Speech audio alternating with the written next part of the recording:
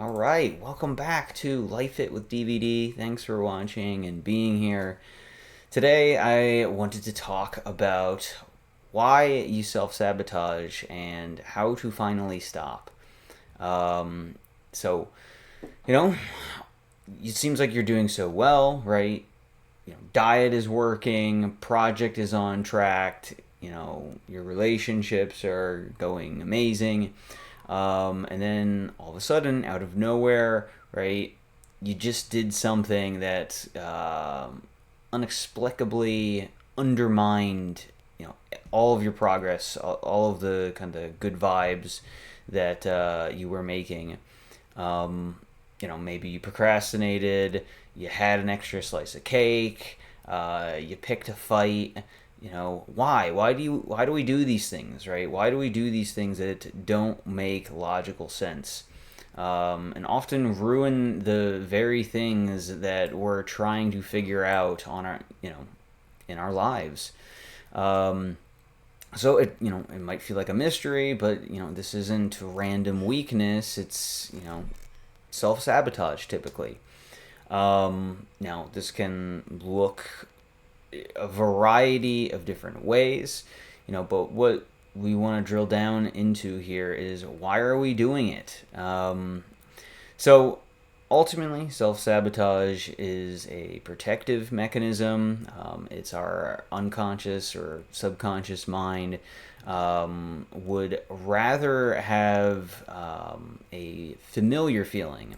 Um, you know, the feeling that we have had before, right? This is why when we get in certain dynamics, certain patterns, certain relationships, right, it will feel off if we encounter something new that might be more healthy. Um, so it just means that we are conditioned to the pattern of familiarity and controlled failure over the risk of the unknown or a potentially devastating success, right? In the sense that things are going well, but there's just the unknown to that. So our body might be priming us to actually, right, do something that feels more familiar. So this is how it happens. But so what are the four main threats that we're trying to avoid here? So the first is the fear of failure. So what if I try my absolute hardest and still fail? That would prove I'm a failure. Sabotage provides an excuse of I didn't really try, or so that doesn't count. It makes it easier to dismiss and rationalize for yourself the reason that you have failed, right? So this is also the fear of success, or number two is the fear of success and the pressure that can come with it, right? If I succeed now, everybody will expect me to perform at this level still. What new responsibilities will I get from this? Will I have, right? And that feeling of that you might get more responsibilities and be potentially punished for your success, because typically that's might what have been that has happened in the past for you. That becomes a trigger to self-sabotage. And ultimately, this is just a fear of this fear of success is almost the fear of overwhelm as well. So number three is the fear of judgment or visibility, right? If I stand out, people will look at me and have then the justification to criticize me or even envy me or be mad at me, right? Because they envy me. So being invisible feels safer to the body, to the nervous system, and to the mind. And then four is a sense of unworthiness, right? This is kind of the kingpin of where a lot of this comes from, and this is just a deep, often subconscious belief that I just don't deserve these good things because I make mistakes, or I'm not good enough. Success or happiness feels alien and uncomfortable. So the brain will just seek to restore that familiar state of struggle. So ultimately, it's this unworthiness, or ultimately it's a shame based feeling that can trigger all of this self sabotage. So how does this show up, right? Besides these patterns, or these threats that our body and mind are feeling, how does this show up? Well, it can look like a variety of different patterns here. So one, the classic, is procrastination, delaying an important task until the panic of the deadline, or that final that final day you have to do something, creates a built-in excuse for ultimately mediocre results. This is just delaying things because, right, all of these other threats are weighing on your mind. So you just get it done just to get it done, right? It's not getting it done to excel, it's getting it done to get by. Next is the imposter syndrome, right? This is dismissing your accomplishments as luck, and living in fear of being found out, that oh, you're really not that good, or oh, people expected more from you, and oh, they found out that oh, you're really just not that good at something, right? So this can lead to anxiety and burnout for sure. I personally have experienced this. I think a lot of people experience the feeling of imposter syndrome, especially when they're getting started in something new. Where we expect to be the best, and we want to, but the being the best when you're starting out in something new is obviously totally unreasonable, right? It takes practice, it takes experience, it takes reps to hone your craft, right? Hone your message, and putting that out there before you feel ready is gonna make you feel like an imposter. But the key is to not give in to that feeling of being found out, right? Do it for you, right? Perfectionism is the next common pattern of how this can show up. So setting impossibly high standards so that you either never start or you never finish, because if it can't be perfect, oh, it's not worth doing. Next is people pleasing or poor boundaries. So saying yes to everybody else's demands until you have no time or energy left for your own goals at all. It just becomes easier to please the people that you're seeking validation from, you're looking for love from, than actually just establishing where your boundaries start, right?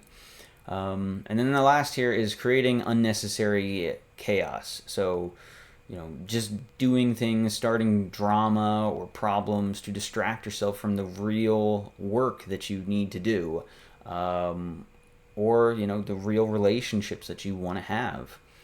So how do we break these patterns and become our own ally, so we stop this destructive pattern of harming our future? Right, so the first is to catch it in the moment. As always, right, this is a awareness thing. We have to catch ourselves in the act, right? The moment that we feel the urge to scroll mindlessly instead of working, or to binge eat or drink, or indulge in something, right? Pause for a minute, right?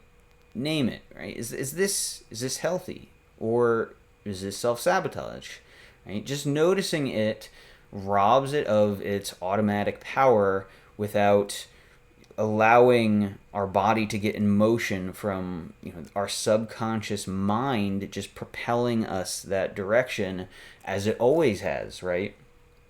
It takes an awareness and to become conscious of asking the question, right? Filtering it through our conscious mind and asking ourselves, is this something we really want? And we might say, oh, yes, this is something that we want.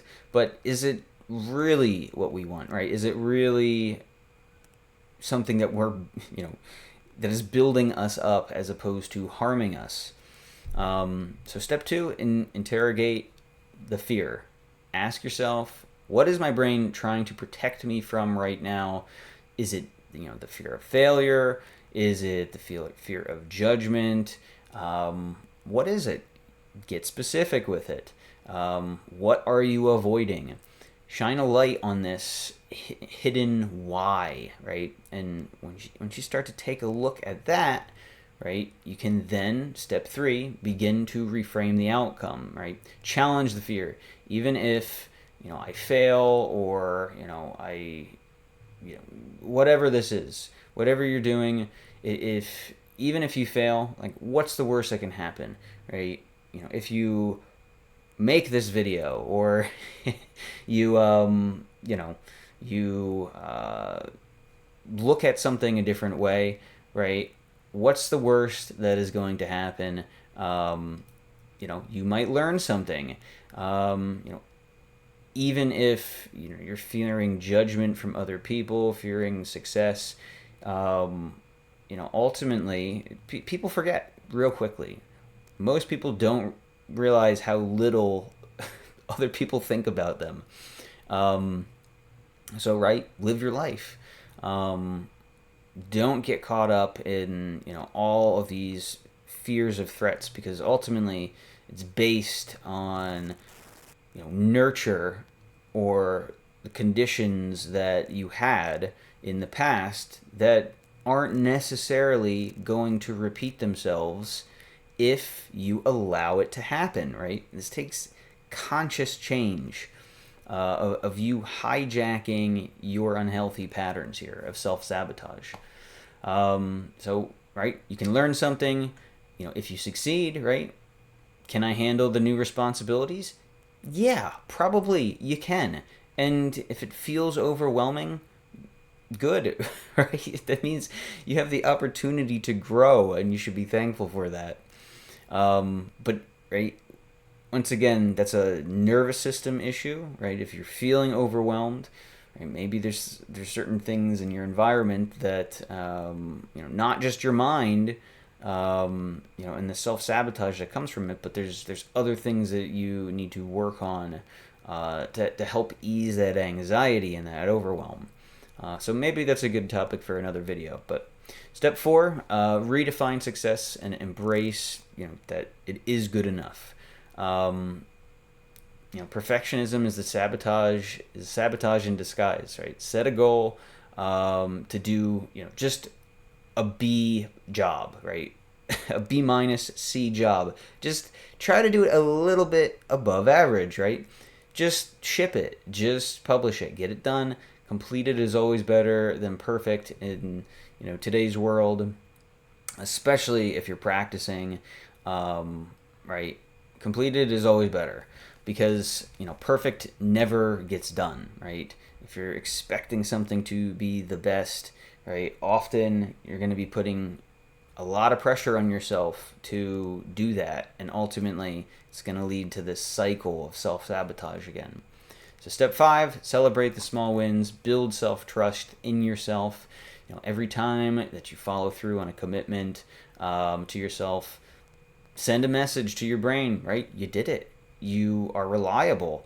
You can handle it. This builds this new identity of you getting stuff done, and as somebody that doesn't self-sabotage themselves. And then step 6 is uncover the root. Was there a time in your past where failing felt catastrophic? Often there is. Were you shamed for making a mistake? Where success made you a target, right? Healing that original wound is the long-term work that can make self-sabotage dissolve. So ultimately, a lot of this comes from and I don't know if I talked about it in a video, but I think I put something up on my X that, shame is about identity, right? And guilt is about your behaviors.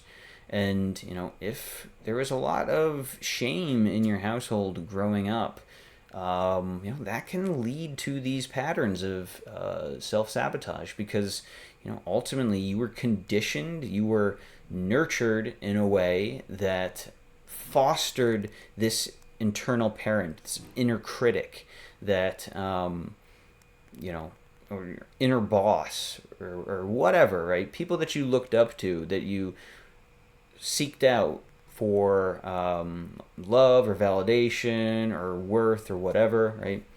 Typically these voices, right? I've talked about the voices a lot, right? They get stuck in your head and you need to differentiate what is you from who is everybody else in this process. So in conclusion, right, you want to not be the saboteur anymore, and you want to be the architect of your future. Your mind is powerful, but it's also important, right, to listen to your body. So right now, it's using that power to build walls to protect you, but you can teach it to use that same power to build bridges instead of, acting like they're going to be falling down around you, right? You're not fighting yourself. You are retraining your most loyal bodyguard. So the goal in this is to never feel failure again. Fear failure again. The goal is to feel the fear, understand what it's telling you, but to choose to move away from that message consciously and to make conscious choices that, right, you're going to celebrate for yourself, that you need to be kind to yourself. Give yourself some grace and allow yourself to make mistakes, right? It's okay. It literally is okay because most people don't care. And I mean that in that they do, right? People do care, because I've said this to myself before as well. It's like nobody cares. Well, that's also that messaging again. People do care, but they care if you care, right? So, and if you act like, oh, you don't care and whatever, right? Then it might not come out in your work, right? That you feel passionately about whatever it is and that you are doing your best, right? So, allow yourself some grace, put your energy into it, and just try your best without worrying about the result. Detachment. So ultimately, when it comes to this, right, it'd be interesting to hear, do you self-sabotage? What is the most common form that you inflict upon yourself? Is it procrastination, perfectionism? Feel free to share in the comments if you feel comfortable. But often you'd be amazed with how many people struggle with the same stuff. And I think it's important to normalize talking about this more because, even through my own journey and all of this, I identify a lot of people that have these issues to, a much more intense degree. And, I think they don't talk about it because they ultimately do feel, some sort of shame around it. So, right, I hope this maybe gave you a new perspective on your own patterns here. So if you enjoyed it, please like or subscribe. That'd mean a lot to me. And yeah, until next time, if you'd like to hear more about content similar as this, let me know in the comments. So, all right, thanks for watching. See ya.